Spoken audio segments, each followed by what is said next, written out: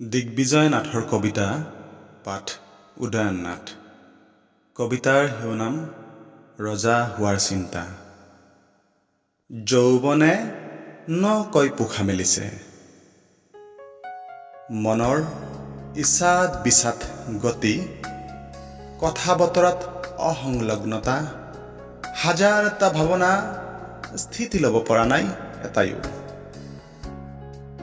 দাপোনত নিজ দেহ শ্ৰীবৃদ্ধিৰ পৰিচিতি দৰ্শন, আকাশখন পাৰিলে থপিয়াই আনিবৰ মন, সাগৰৰ বহল বুকুত উৰিবৰ অদম্য হেঁপাহ, দুয়োটি পাৰ খহাই আনিবৰ দুৰন্ত বাসনা, দুয়োটি পাৰ খহাই আনিবৰ দুৰন্ত বাসনা।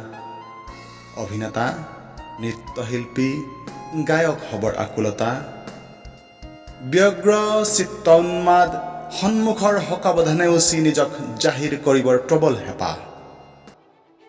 উদাত্ত কণ্ঠে ঘোষণা, ৰজা হ'ব খোজে, স্বয়ং হ'ব খোজে।